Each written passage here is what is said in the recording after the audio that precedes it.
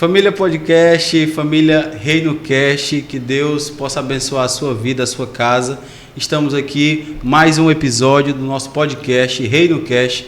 Então já vai compartilhando esse link para os seus amigos, para os seus irmãos, né? Compartilha, se inscreve no nosso canal para que nós juntos possamos estar divulgando o reino de Deus aqui na terra. Comigo aqui, do meu lado, como sempre, o meu amigo Gabriel. Prazer imenso novamente estar aqui com você e com nossos irmãos em casa. Pessoal, como o Lailton disse, se inscreve no canal, tá? @ReinoCast Oficial, ative o sininho de notificações para você poder não perder nada que for lançado e ficar ciente de tudo que está acontecendo, tá? Nos ajude, como sempre, a anunciar o reino de Deus. E hoje temos aqui nosso convidado, pastor Eliakim Rodrigues. É uma honra, meu pastor, tê-lo conosco aqui. Muito obrigado. Também para mim se faz uma honra, um prazer enorme de estar aqui com vocês, compartilhar um pouco da nossa caminhada. Amém, meu pastor. O pastor Eliakim, hoje ele está pastor em Pacajus, a igreja de Pacajus, uma abençoada igreja. E falar do pastor Eliakim é falar de missões, né, pastor? Não tem como a gente desvincular um assunto, né? É a sua característica principal, né, pastor? Amém. E realmente Deus me chamou muito cedo para missões e eu tenho me envolvido com a obra missionária, apesar de estar como pastor já há 48 anos, mas a chamada missionária não saiu ainda do meu coração e espero que nunca saia. Amém, meu pastor. É lindo, pastor, falar de missões, né? A gente teve o prazer de entrevistar também o pastor Israel Ramos, sim, que também fala muito de missões. E o senhor, como referência missionária hoje no estado do Ceará, né, pastor, já fez missões fora. E eu soube que o senhor já fez missões na África, pastor. O senhor pode nos contar um pouquinho como foi o seu início, pastor, do seu ministério, como o senhor começou, né? O senhor pode contar um pouco da sua trajetória, pastor? Ok, ainda na minha adolescência, Deus me chamou para a obra. A minha intenção era fazer missões. Era realmente entregar minha vida para a obra missionária. E logo cedo Deus compartilhou isso ao meu coração e eu fiquei esperando a oportunidade que veio surgir quando eu tinha 23 anos de idade. Deus abriu uma porta para mim aqui no estado do Ceará para pastorear no sertão. Fui pastorear no sertão, por sinal ainda solteiro, pastoreei. O início do meu ministério eu era solteiro, mas assim, na minha visão, a minha chamada era missões, mas Deus quis me provar aqui no sertão durante um bom tempo. Depois eu me casei, né, com a irmã Ione, que estamos casados já há 46 anos, e Deus falou ao nosso coração em um determinado tempo que era hora da gente ir para o campo missionário. E nós fomos para o Paraguai. Estivemos trabalhando para o Senhor Jesus naquele país, é um país vizinho nosso aqui, mas que tivemos muitas experiências acerca da obra do Senhor ali naquele país. Depois foi que eu fui para a África. Sim. Então, passei 3 anos no Paraguai e depois eu fui para a África e trabalhamos ali como missionário. E eu registro tudo isso no meu livro, no livro que eu escrevi, isso, que é Memórias do Campo. Eu conto muitas experiências que tive no sertão cearense, que tive também no Paraguai e na África. Aí Deus me levou a esses 2 países, né, fixos, onde eu fiz missão. Naqueles lugares eu fiz missão transcultural, e depois Deus também me deu a oportunidade de conhecer outros países onde fui fazer missões, não permanente, digamos assim, mas mais viajando e a trabalho missionário. E Deus me deu a oportunidade de visitar 16 países, onde preguei o Evangelho nestas nações, nestes países. Amém, meu pastor. Uma trajetória linda, né, pastor? Na missão, né? Sim. Percurso maravilhoso.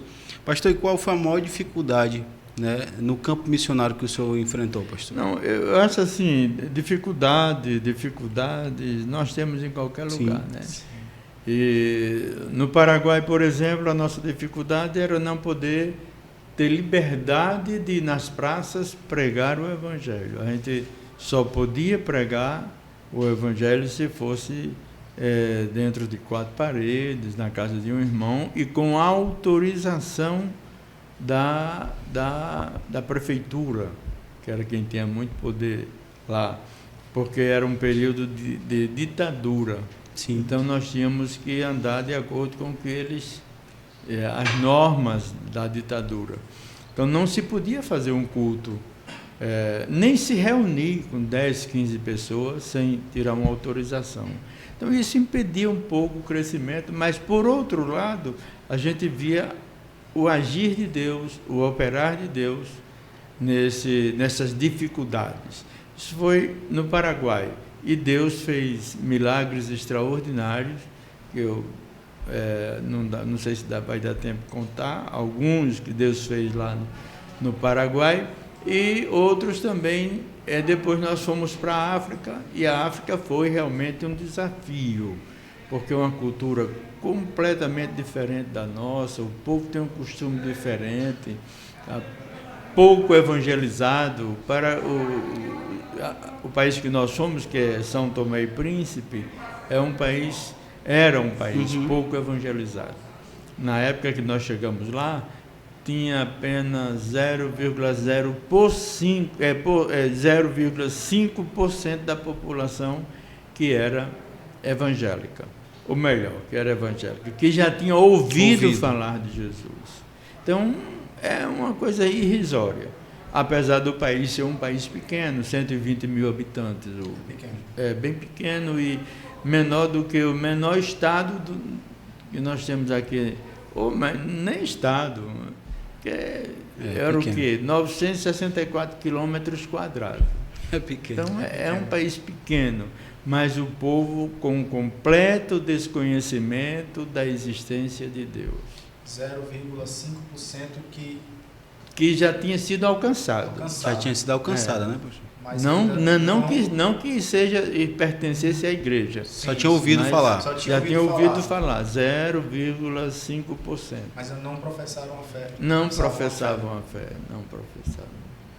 Então é uma carência muito grande, e é por isso que a gente vê aqui no Brasil com tanta facilidade que se tem de pregar o Evangelho, e muitas vezes nós negligenciamos esta oportunidade. Sim, verdade, pastor.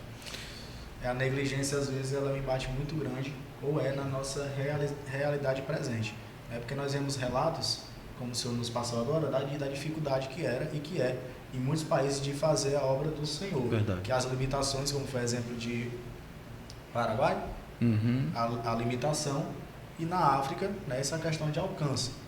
E, assim, atualmente, o senhor, como o tempo que tem de experiência e pegou muitas coisas do passado, e hoje nós estamos vivendo numa inovação geral, o senhor poderia nos passar assim, uma dificuldade que na sua visão, ou algo que a igreja do presente momento ela está enfrentando bastante, ou algo que está pesando para a igreja em termos de evangelismo? Mas aqui no Brasil? Sim, no Brasil.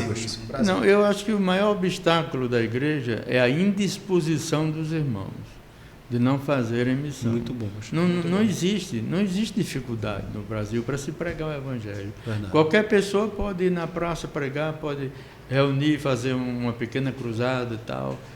Eu acho que não existe.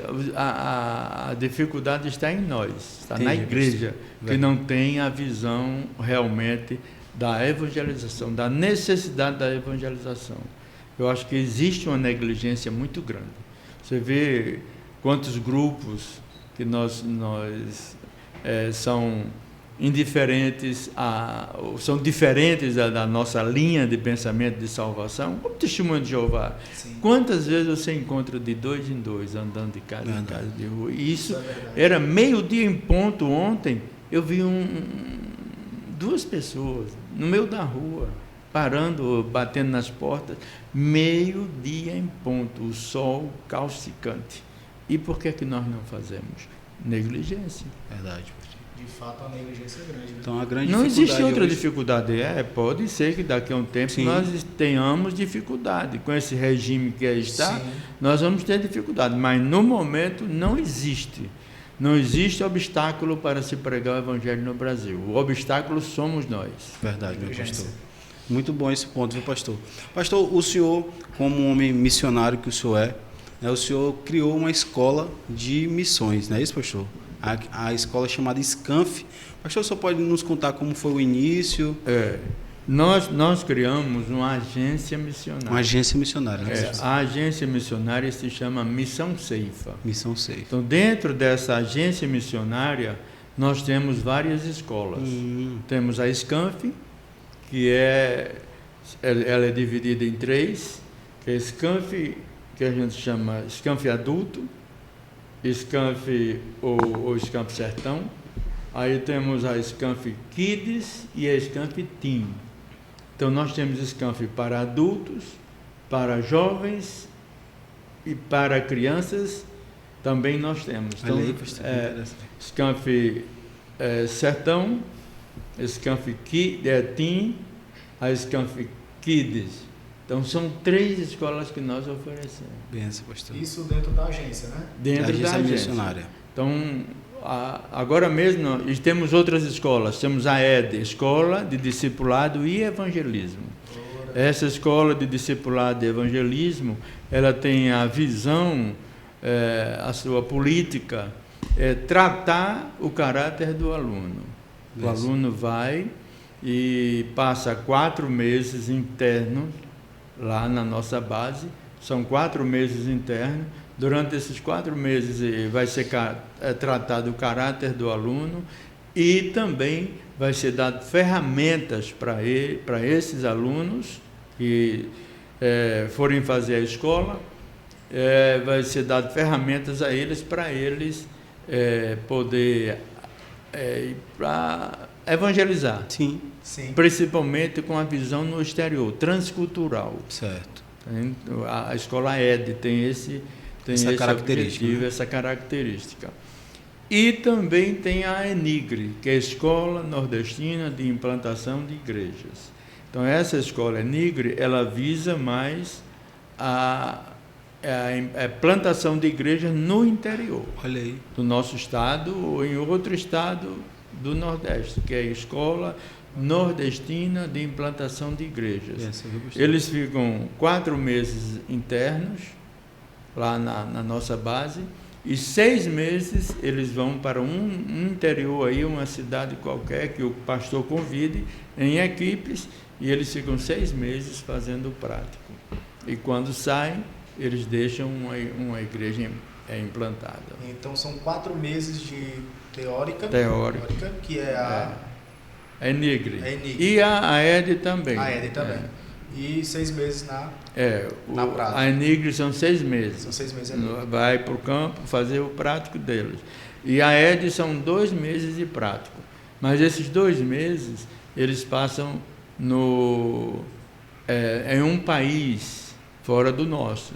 Então, Agora mesmo nós tivemos uma escola ED e quando terminou a escola, eles foram para 2 equipes foram para Portugal e uma foi para Venezuela.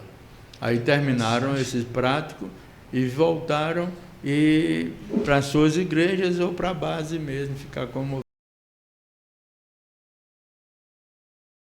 discipulado, até a preparação, até a prática e a questão transcultural. Sim, com certeza. E, pastor Eliakim, como que um jovem assim, eu por ser jovem, desperta em mim um interesse muito grande, né? Eu já tenho pela missões, mas como é que um jovem, ou um irmão, um crente, ou alguém queira fazer parte dessa escola, dessa agência, para a formação sua, como é que ele pode estar fazendo para fazer parte assim? Nós temos o site dessas escolas. Então, nós estamos num período de recesso. Sim. Porque as 2 escolas já passaram.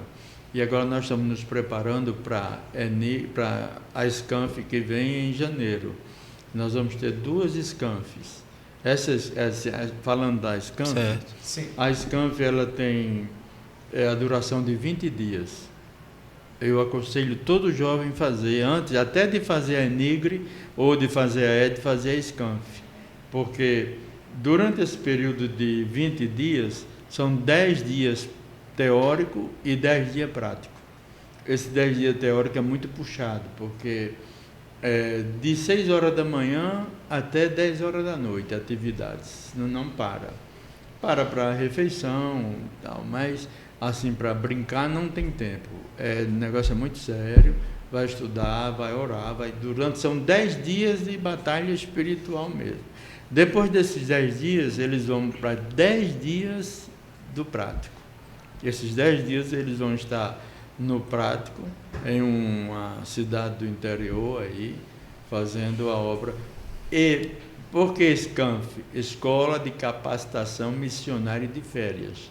Então, essa escola só se dá no período de férias, Sim. que é o mês de janeiro e o mês de julho.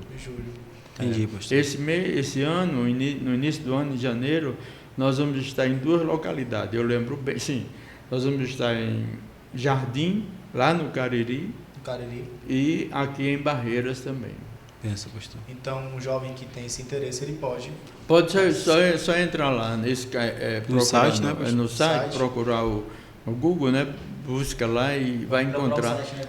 Vai procurar o SCANF, ou se quiser informação sobre a ED, sobre a ENIGRE. As escolas missionárias, tudo, né? Então a gente vai estar deixando o link aqui embaixo, né, nos comentários, das escolas, né, para que os jovens que têm interesse, os irmãos que têm interesse em fazer a escola missionária, é lá no Pacajus mesmo, né? É lá em Pacajus. Vamos estar deixando aqui abaixo, viu? Nós temos uma estrutura lá para comportar, receber os alunos e receber os obreiros também. E é um lugar muito agradável, muito bom. E durante as escolas a gente vê os alunos têm muitas experiências.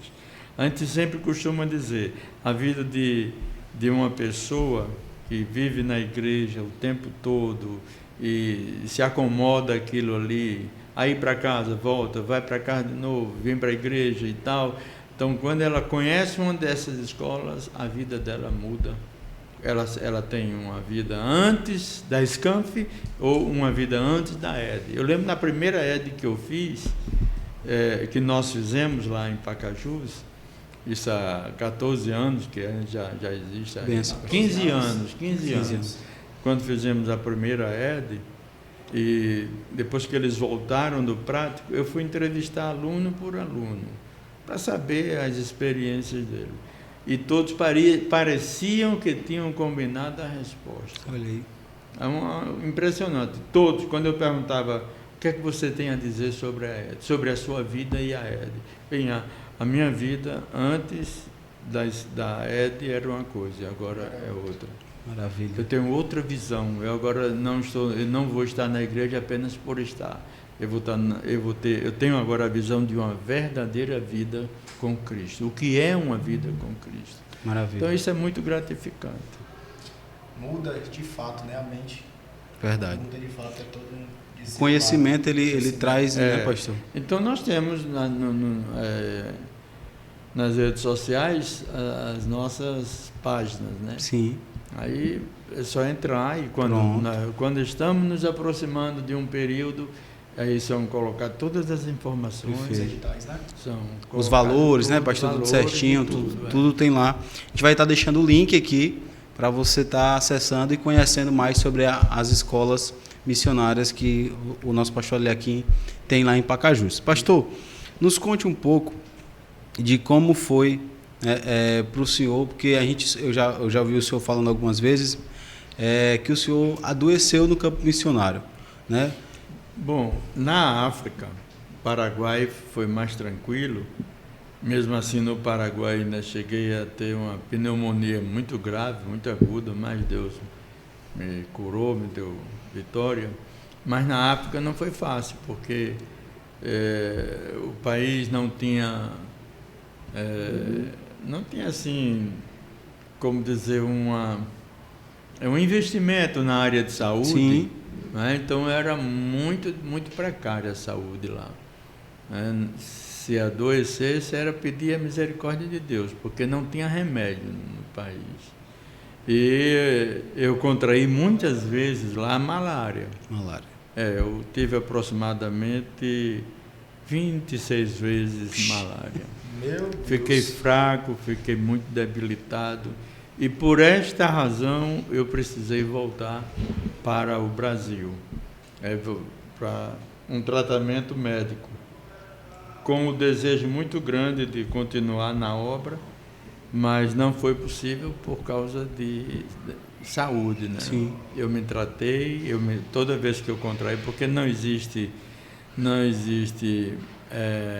profilaxia para evitar, né, a doença, não existe uma vacina. Sim. Então a pessoa tem que contrair para combater. E eu fiquei muito debilitado, a minha família também contraiu várias vezes, né? Eu quem mais contraí. E o médico falou para mim, não, o senhor não pode ficar aqui, o senhor tem que ir para uma área onde não tem malária, porque não existe mais defesa nenhuma no seu organismo. E o jeito foi a Secretaria de Missões aqui da capital, né, de Fortaleza, da Assembleia de Deus, me trazer de volta para um tratamento. Aí você pode até perguntar, mas e o senhor veio se tratar e não voltou para o campo missionário? Não voltei. Eu não voltei porque Deus não permitiu que eu voltasse. Eu sempre chorei querendo fazer missões. Meu chamado foi muito cedo, mas só que entre o dia que eu fui chamado até as portas se abrirem para que eu fosse, foram 19 anos. Foi mesmo, pastor. E durante esses 19 anos eu nunca desisti.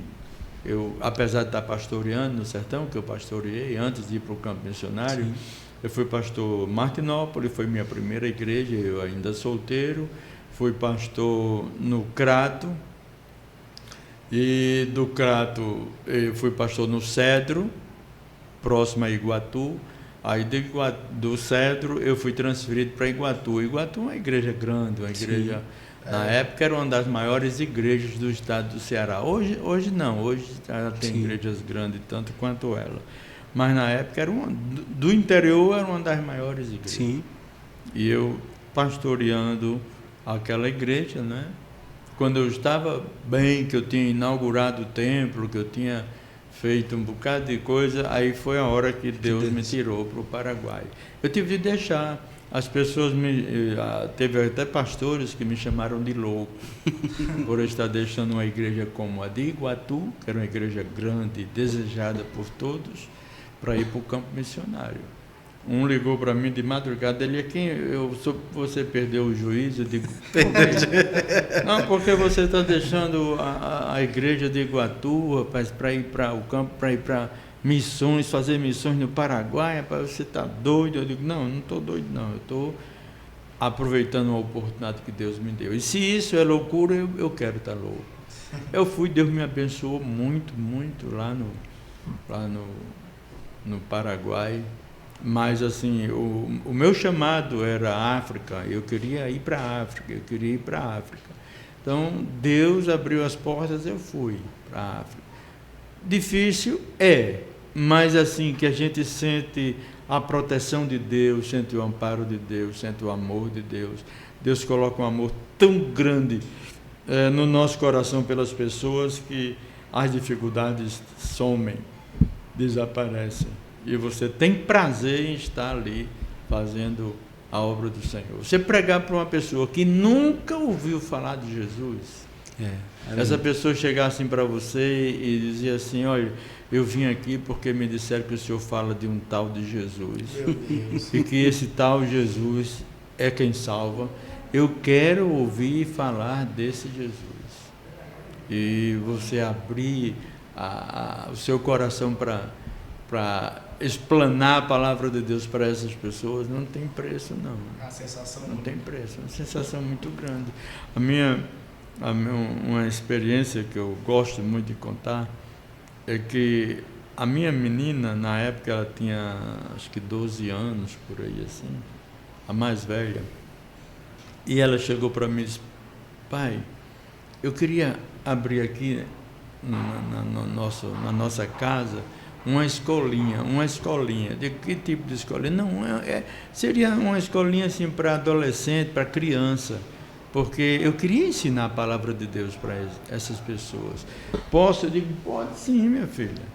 Aí ela começou a convidar os amiguinhos, as amiguinhas ali de perto, e vieram, e uma que ela estava insistindo para vir, mas a menina não podia porque a mãe não deixava, e depois de muita insistência a mãe disse: vá assistir uma aula dessas aí. A menina foi, uma adolescente, não, uma criança ainda. Aí ela foi e gostou muito e saiu e ficou frequentando os cultos, né? As reuniões que ela fazia. E essa adolescente terminou aceitando Jesus como Salvador. E nós viemos, né? Nós viemos para o Brasil, e depois que estamos aqui, já uns 6 meses, mais ou menos, aí essa africana, essa adolescente, escreveu para minha filha, e na carta ela dizia assim: Ioneli, nunca deixe de seguir Jesus, que eu quero encontrar com você no céu. Meu Deus. Não tem preço isso. Sim, não tem preço. Você recebeu uma carta dessa? Pois é uma coisa assim. É uma coisa que especial, né? Era uma Missões, pessoa que né? nunca tinha ouvido falar de Jesus. E você escutar uma coisa Mas dessa. a gente teve muitas experiências com pessoas que nunca tinham ouvido falar de Jesus. Eu lembro que uma certa vez eu fui com a família, me despedi dos irmãos na parte sul da ilha, que era um lugar chamado Porto Alegre. É um lugar que dá 90 quilômetros de distância só. É o extremo da ilha. Sim. Então a gente saía da capital até esse local, e onde a gente pregava, tinha um culto lá e tal. E nesse dia eu fui me despedir dos irmãos, porque eu já estava voltando para o Brasil. Eu, minha esposa, nossos 3 filhos, ia conosco uma africana também. Aí nós ficamos lá uns 2 ou 3 dias, nos despedimos dos irmãos e voltamos. Quando a gente ia voltando, paramos, aí quando passamos dentro de um povoado, uma aldeia, um senhor lá deu a mão, eu parei o carro, ele se aproximou e disse assim: vocês são evangelistas? Porque eles chamam crentes de evangelistas. Vocês são evangelistas? Sim, nós somos. Aí ele disse assim: é verdade que vocês passam aqui e vão lá para Porto Alegre para falar de um Deus que tem poder, de um Deus que é poderoso, de um Deus que faz, dá alegria para o povo? Eu disse: sim, nós passamos aqui, fomos lá e estamos voltando. Aí aquele cidadão disse assim para mim, ele disse: me diga uma coisa, e nós não merecemos ouvir falar desse Deus? Nós estamos aqui, ele dizendo para mim, nós estamos aqui, nós somos os primeiros habitantes desta ilha, e nós não conhecemos outro Deus, além do que os nossos ancestrais têm falado. Então eu venho pedir a vocês que, por favor, fale desse Deus para nós. Olha aí. Sedentos, né, pastor? Nós não podemos deixar de ouvir, porque nós estamos decepcionados com o Deus que os nossos ancestrais nos têm ensinado. E ali foi muito difícil, porque aquele homem estava dizendo isso com os olhos cheios de lágrimas, lagrimejando. E foi muito difícil a gente ouvir aquilo e saber que na semana seguinte nós já estávamos voltando para o Brasil. Sem poder voltar lá. Sem poder voltar lá. Pastor, como a gente vê que os campos estão prontos, né, pastor, para a gente levar a semente do Evangelho. E é como o senhor falou, a maior dificuldade hoje do Brasil é a falta de coragem, né, pastor, para sair e evangelizar. Meu pastor, O Senhor, né, nos relatou muitos depoimentos bonitos, né? O senhor pode contar, pastor, um testemunho, né, de um grande milagre que Deus fez, né, nesse tempo que o senhor passou na África, pastor? Na África ou Sim. pode ser no Paraguai? Pode ser no Paraguai, pastor. Mas também assim, eu tanto tenho testemunhos da África, como também tenho Pode contar os dois então, pastor. No Paraguai, começar com o Paraguai. O que Deus fez no Paraguai foi realmente coisa grande. Apesar de, como eu disse, um país fechado, sim, porque era um país na época de ditadura braba mesmo, mas Deus fez milagre. Eu estou em casa um dia e chega um irmão que se congregava conosco. Ele chegou meu ofegante e disse: pastor, eu vim aqui porque tem uma urgência. E eu digo: o que é, irmão? Ele disse: olha, a minha vizinha me pediu oração, mas eu quero lhe contar primeiro como foi. Aí eu digo: tenha calma, sente, vamos. Aí ele sentou, se acalmou, aí eu disse: pronto, conte para mim o que foi. Ele disse: olha, ontem eu fui evangelizar. A minha vizinha, quando eu comecei a falar de Jesus para ela, ela disse para mim assim: não fale desse Jesus para mim, porque eu tenho nojo de crente. Eu não gosto de vocês.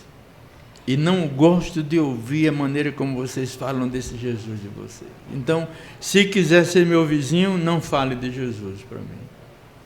Aí ele disse, aí o filho do irmão que estava do lado dele disse assim: minha senhora, aliás, o irmão falou: minha senhora, é o seguinte, nós não vamos falar de Jesus para a senhora, prometo isso.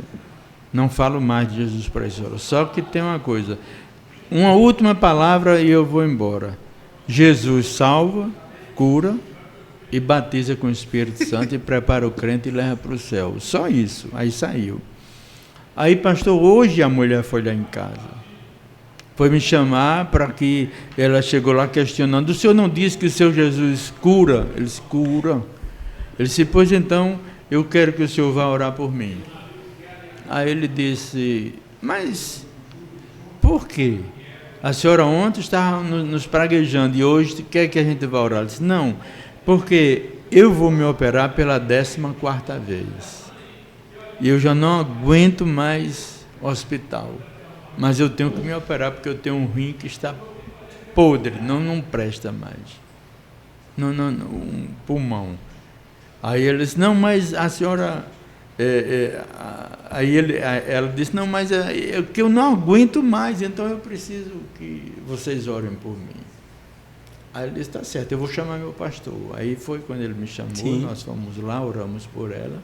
A cirurgia dela estava marcada para aquela semana mesmo, e quando ela chegou para fazer,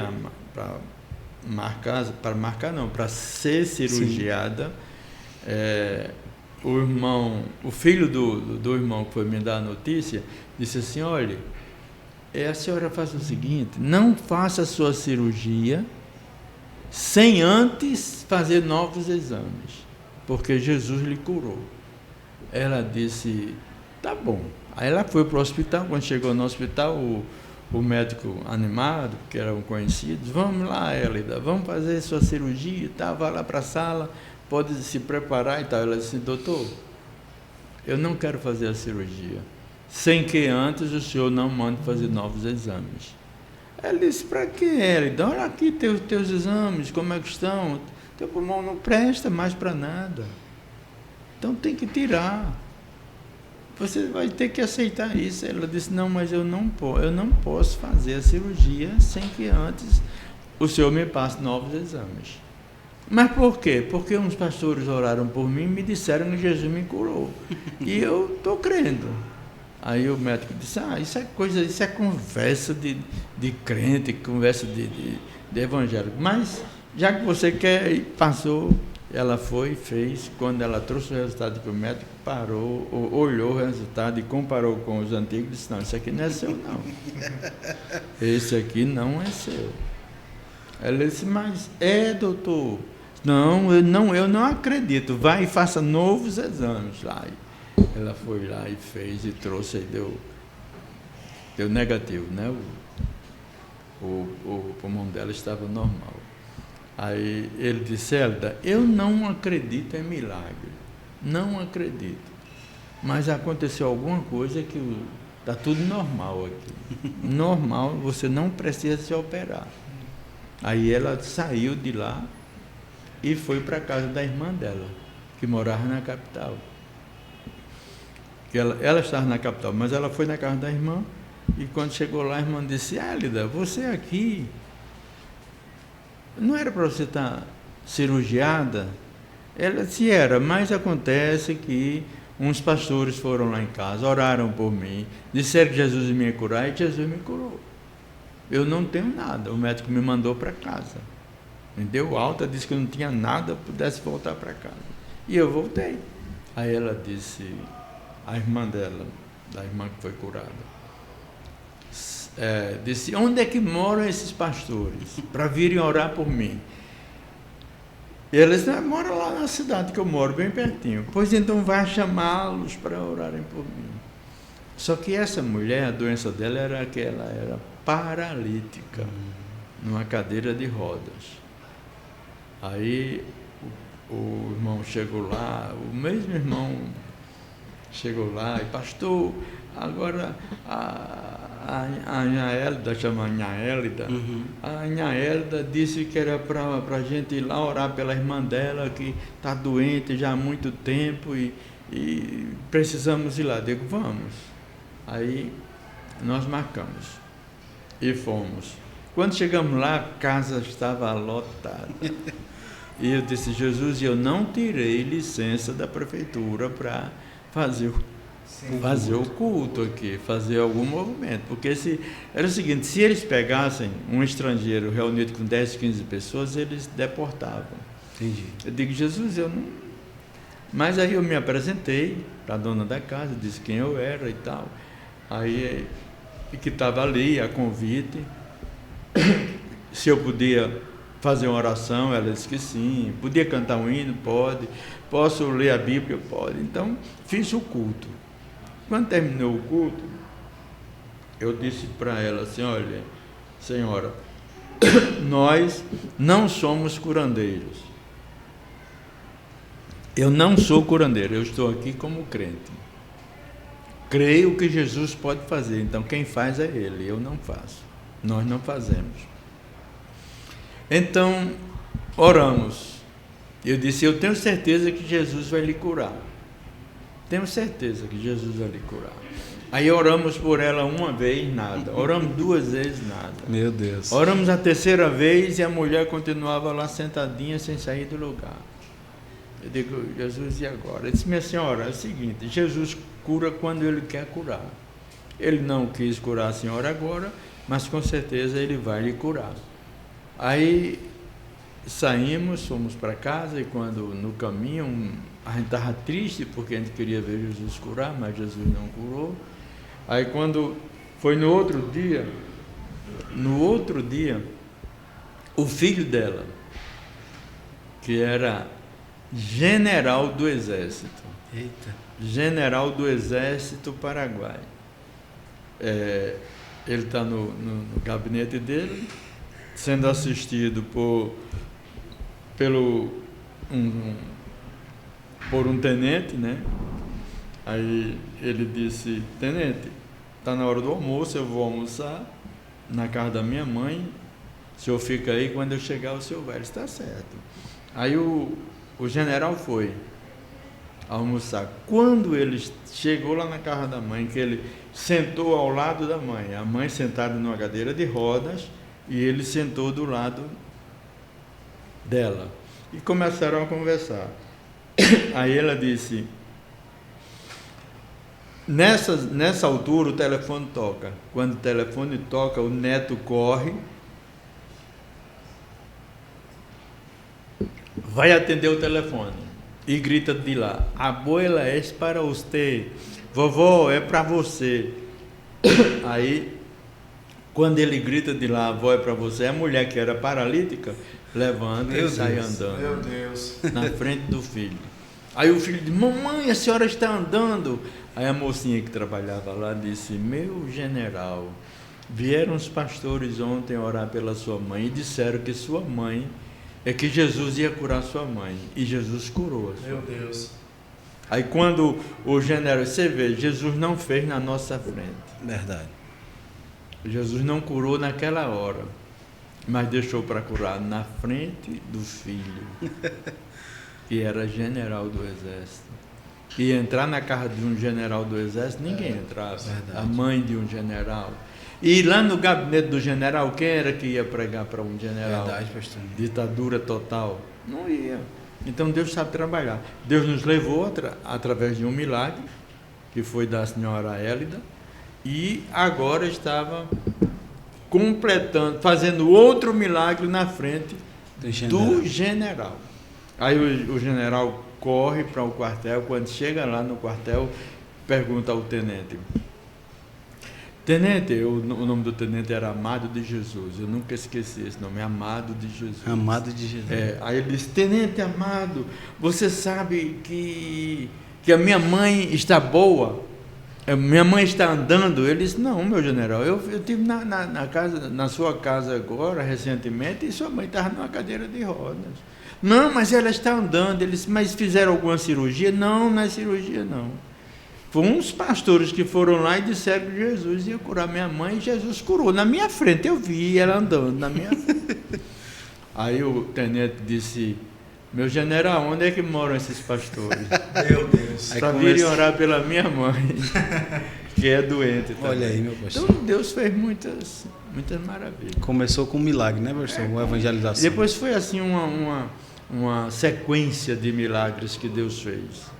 Mas como o meu coração estava na África, eu fui para a África. Foi para a África. E aí é mais difícil, o trabalho mais difícil, o trabalho mais penoso. Sim. É dificuldade mesmo, até da situação financeira do povo. O povo muito Sim. pobre, muito pobre, muito pobre. Crianças que só comem uma vez por dia. Meu Deus.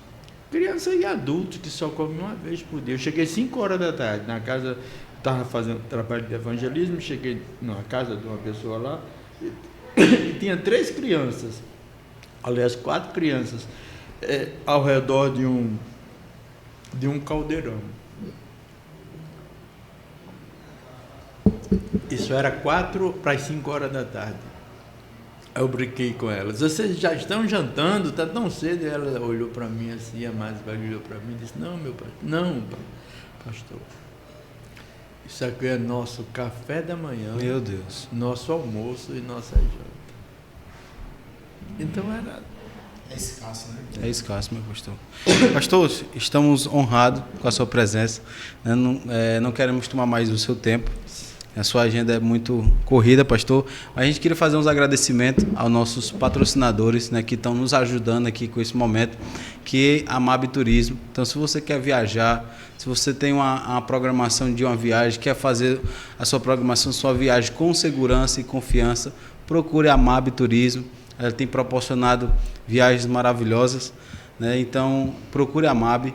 E agradecer também a Croque Doces, pastor, que preparou esses bolos para a gente, esses docinhos. Sim. E queria agradecer o senhor, pastor, mais uma vez. E como de costume, né, Gabriel, sempre, a gente devolve aqui para o senhor fazer as suas considerações finais, pastor, e finalizar com a oração pela gente. Amém. É um prazer ter participado desse momento com vocês e louvo a Deus pela iniciativa de se fazer podcast, que isso é um meio de comunicação muito importante. Hoje tem realmente esse destaque, né? E eu louvo a Deus por esta oportunidade de estar aqui com vocês, agradecendo a Geise e a Eva nos convidaram para estar aqui. E eu louvo a Deus pela existência da MAB Turismo, né? É uma benção. Que eu já tenho viajado com ela, pastor? tenho viajado e sei que eles são muito atenciosos, né? O Israel Filho, gente muito boa. Então, agradeço a oportunidade a vocês também, que Deus abençoe e que vocês continuem fazendo esse trabalho muito importante. Amém, meu pastor. Nos abençoe com a oração, meu pastor. Querido Deus, nós queremos te agradecer por este momento, esta oportunidade em que estamos aqui, Senhor, terminando este podcast e te louvamos por esta oportunidade, Pai. Em nome de Jesus, nós pedimos a tua bênção sobre este trabalho que os teus filhos fazem em prol do teu reino, divulgando a tua palavra através da internet. Senhor, obrigado e continua com as tuas mãos estendidas em nome de Jesus. Amém. Então, família, se você ainda não está inscrito no nosso canal, se inscreve, compartilha esse link, ativa o sininho e que Deus possa abençoar vocês grandemente. Obrigado mais uma vez, meu pastor, que Deus lhe abençoe. Amém. E recompense.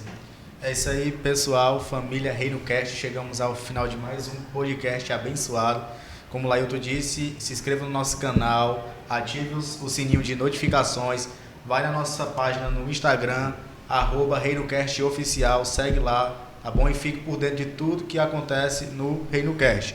Deus abençoe vocês e até a próxima. Até o próximo.